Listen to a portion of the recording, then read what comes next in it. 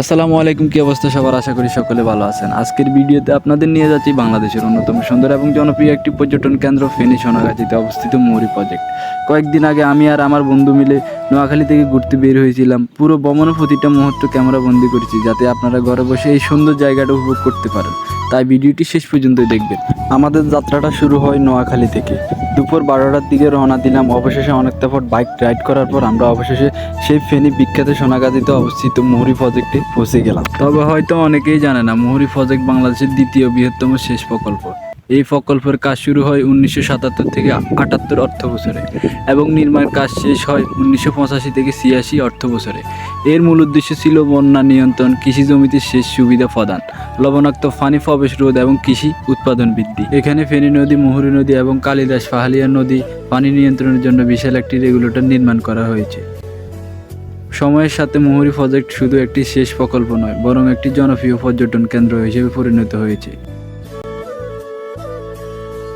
এখানে রয়েছে বিশাল জলরাশি, সবুজ বনায়ন, সুন্দর বাঁধন, মাছের খামার, অসাধারণ সূর্যাস্তের দৃশ্য। এছাড়াও এই এলাকায় বাংলাদেশের প্রথম বায়ু বিদ্যুৎ কেন্দ্র এবং দেশের অন্যতম বড় মৎস্য উৎপাদন অঞ্চল রয়েছে। আমরা পুরো এলাকা ঘুরে দেখলাম, চারিদিকে শুধু সবুজ আর সবুজ। আমরা এখন বর্তমানে সুইমিং পুলে আছি, টাঙ্গর হাওর।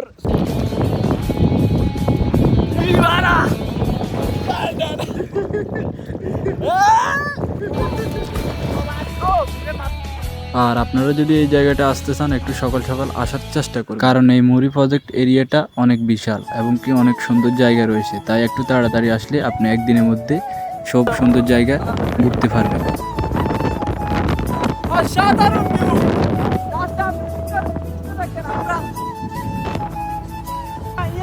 আর এই এরিয়াটায় 3 থেকে 4টা বিশাল বিশাল সেতু রয়েছে। সেতুগুলো দেখতে অনেক সুন্দর। আর আপনি এই জায়গাগুলো এসে ফটো এবং ভিডিও শ্যুট করতে পারবেন। পেজে নতুন হলে পেজটি ফলো করে দিবেন। তো ভিডিওটি আজ এ পর্যন্তই, দেখা হচ্ছে নতুন কিছু নিয়ে।